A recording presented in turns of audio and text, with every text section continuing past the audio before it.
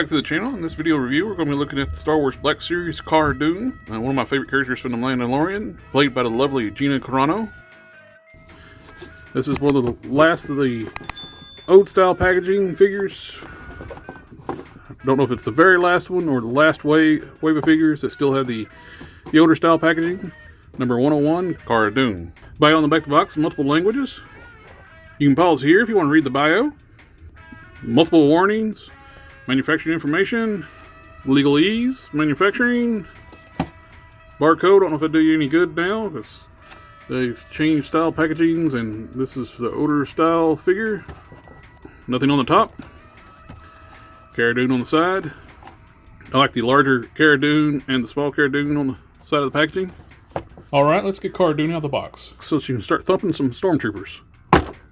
Here we have Cara Dune in the plastic tray, her rifle, pistol and knife. And here we have Cara Dune outside the tray. She looks really good. The sculpt is really nice. This is her season 1 look. They changed it up for season 2 a little bit. Kind of hope we get an updated Cara Dune. Also makes me want to get like a Angel from Deadpool movie of Gina Carano. Actually, speaking of Deadpool, it'd be nice to actually get all the villains from Deadpool. Cara comes with a knife, a pistol, and her large machine gun rifle. Now let's look at the details on Cara Dune. The face sculpt and the photoreal paint job on the face looks really good. It really looks like the actress Gina. The hair looks really well sculpted, and it's a fairly soft material. I like the little battle-worn areas on her armor, on her shoulder pauldrons. You have really nice texture patterns throughout the figure. The same texture on the legs is on the back of the armor and the front of the armor. They have her tattoo around her arm. The tempo on that's very clean. They have the tattoo underneath her eye. The gauntlets are weathered a little bit with a little battle damage. Do have a little bit of overspray issues and not very good coverage on the forearms, on the gauntlets here. You can see some of the blue overspray onto the skin tones and not very good coverage down through here. You get some black overspray on this arm. There's knife storage in the boot, a pistol holster. There's the rifle's on a shoulder strap. The boots are really well sculpted. I like how the material looks like it's bunched up. It looks very realistic down here in the lower legs. The belt is a separate piece, so it's floating. You can position it and move it around. The holster is made onto the belt. Alright, let's do the articulation of the figure. The neck is on a ball peg at the base. I think it's just a ball joint on top of the head. And plus with the neck's on a ball joint, so you actually get pretty good range of movement with the head with both of them working in conjunction. She can't really look up with this style.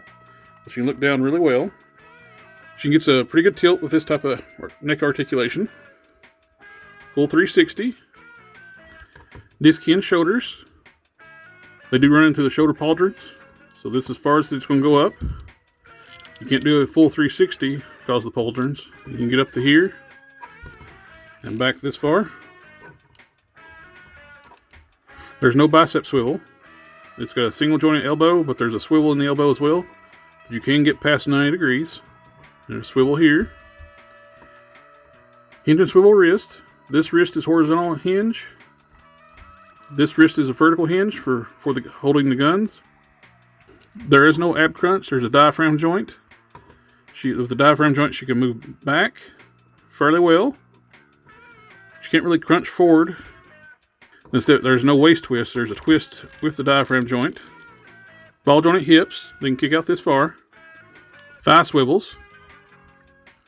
Double jointed knees. Using both joints, she can kick her own butt. Boot swivel. Hinged ankles. And ankle pivots. Alright, let's do some comparisons with Cara Dune with some other Star Wars Black Series figures. Here we have Cara next to C-3PO and R2-D2. Here we have Cara next to Darth Vader and Lando Calrissian. Here we have Cara next to a Stormtrooper and a Death Trooper. This Cara Dune's a great looking figure. To me, I highly recommend this figure. If you're a fan of the Mandalorian series, you have to be a fan of Cara Dune. Gina's character as well. This is just a great looking figure, great representation of the character. The sculpt is fantastic on the figure. Like I said, it makes me really want an Angel from Deadpool as well. I'm hoping they make all the different badass ladies from the Mandalorian series. So I know we're getting a Bo-Katan, but I'd like to get the rest as well. And I would love to get a season 2 update. And if they end up doing a Cara Dune series, I'd be all in for watching that. Highly recommend getting this figure if you can find her. I know that this one's harder to find. I only have the new recolor out of this figure out now. It's same sculpt, just different repaint. I'd say if you can't find this one, get that one because it's still great sculpt. Now, one thing I like about this being the older Black Series figures, on the face print tech, on the newer figures, I noticed something's going on. They're putting like some kind of weird gloss coat on the faces. On her face, it's flat tones. Makes the flesh tones look so much better with being flat tones. Great figure, great representation of the character. I'd like to thank everyone for taking the time to watch the review. Please like, comment, share, subscribe, and I'll see y'all next time.